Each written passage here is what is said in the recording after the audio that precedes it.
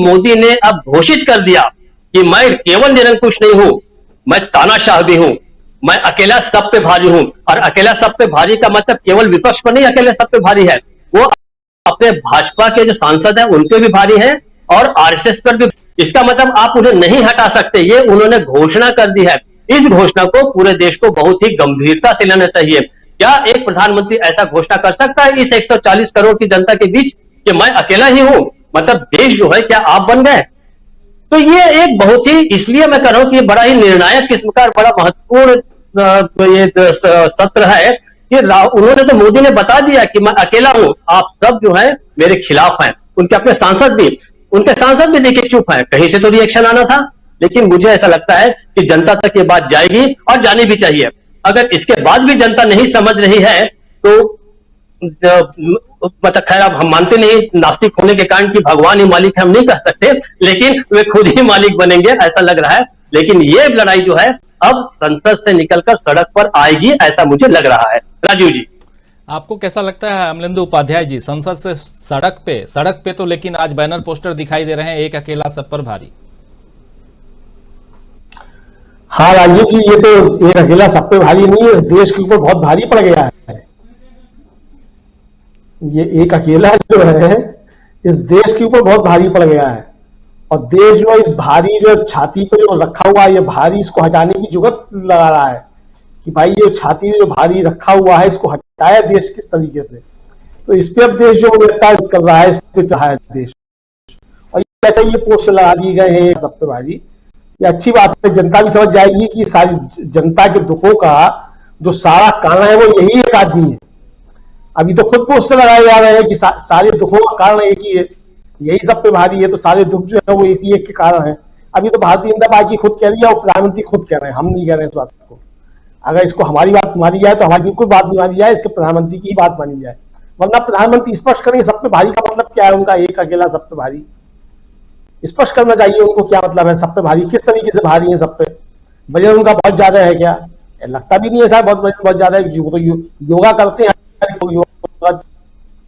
तो इतने दिखाई पड़ते हैं सबके ऊपर भारी पड़े हैं, तो कुल मिला के भारी है। बाकी राजीव की भारी इतने ज्यादा है, जो बात आपने जहां से शुरुआत की थी, निर्मला सीतारमण जिस दिन प्रेस कॉन्फ्रेंस करने आती हैं तो उस दिन सेंसेक्स गिर जाता है। वो ऐसा नहीं है, जिस दिन प्रधानमंत्री नरेंद्र मोदी शपथ ले रहे थे उसी दिन उसी समय जो थी वो दुर्घटना, रेल दुर्घटना बड़ी हो रही थी उत्तर प्रदेश में, संत कबीर नगर जिले में 26 मई 2014 को ही जो है रेल दुर्घटना, और इसमें 22 या 23 लोग मरे थे अगर मेरी याद सही है। संत कबीर नगर में ही हुई थी वो दुर्घटना, और ठीक उसी समय हो रही थी सब प्रधानमंत्री शपथ ले रहे थे। तो इतने भारी है देश के ऊपर, 70 सालों में जितनी रेल दुर्घटनाएं नहीं हुआ, अकेले 8 सालों में हो चुकी है पिछले, इतने ज्यादा भारी है देश के ऊपर। लाइनों में लोग नहीं लगे थे, इतने ज्यादा भारी है देश के ऊपर। ऐसे अस्पतालों में दम तोड़ते हुए, सड़कों पर दम तोड़ते हुए लोगों ने नहीं देखा था 70 सालों में, ज्यादा भारी है देश के ऊपर। तो ये तो सही कह रहे हैं, एक अकेला सब पे भारी, बहुत भारी है इस देश के ऊपर। और ये देश जो ये भार हटाना चाहता है, मुझे लगता है उनको भी समझना चाहिए कि देश जो है ये भार सहन करने के लायक अब नहीं बचा है। इस देश ने बहुत भार सहन कर लिया है। अगर उनका मकसद यही है, देश के ऊपर बहुत भारी है, अगर वो यही कहना चाहते थे, जो मुझे लगता है वो कहना शायद यही चाहते होंगे, क्योंकि मैं उनकी बातें बहुत समझ लेता हूं अच्छे तरीके से, तो इसलिए मुझे लगता है कि वो यही कहना चाहते होंगे। और नहीं कहना चाहते तो बताएं फिर वो क्या कहना चाहते थे। ये तो उनके ऊपर निर्भर करता है ना कि मुझे गलत साबित करें कि मैं गलत समझ रहा हूँ। देश की जनता भी ये समझ सकता है कि वो देश के ऊपर बहुत ज्यादा भारी हो रहे हैं। तो ये प्रधानमंत्री के ऊपर कुल मिलाकर राजीव जी से निर्भर करता है कि वो साबित करें कितने भारी है। अब आज देखिए लखनऊ पहुंचे, अब बताया जा रहा है कि वहां जो वो दोनों की बातचीत ही नहीं हुई, लखनऊ वालों दिल्ली वालों के बीच में। अब पता नहीं हुआ कि नहीं हुआ, अब सोशल मीडिया पर तो इस तरह की चर्चा चल रही है। मैं भी नहीं गया, जैसे प्रधानमंत्री बिना पढ़े जो है, बिना अमलेंदु जी अब ऑथेंटिकेट कीजिए चलेगा।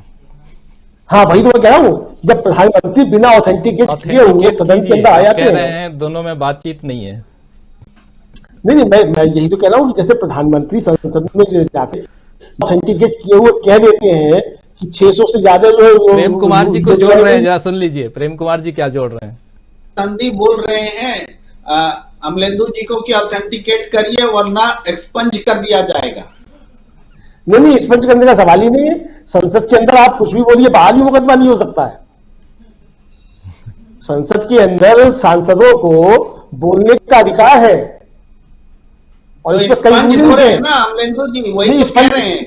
यहाँ हमारे एक्सपंज हो रहे आसन हैं। भी आपको एक्सपंज कर देंगे, वरना ऑथेंटिकेट करिए।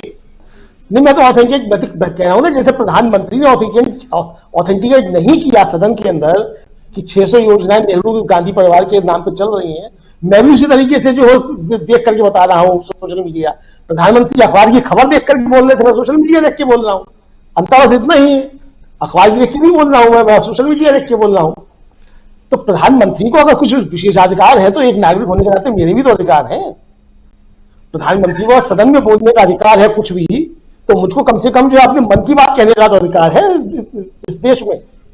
संविधान मुझको भी ये अधिकार प्रदत्त करता है, जो संविधान प्रधानमंत्री को अधिकार प्रदत्त करता है, जो संसद के अंदर कुछ भी बोल दे, चाहे छाती ठोके, चाहे सीना ठोके, चाहे मेज तोड़े, कुछ भी करे प्रधानमंत्री। सदन के अंदर प्रधानमंत्री कुछ भी कर सकते हैं। इस देश की जनता ने उनको चुन के भेजा है, तो कुछ भी कर सकते हैं।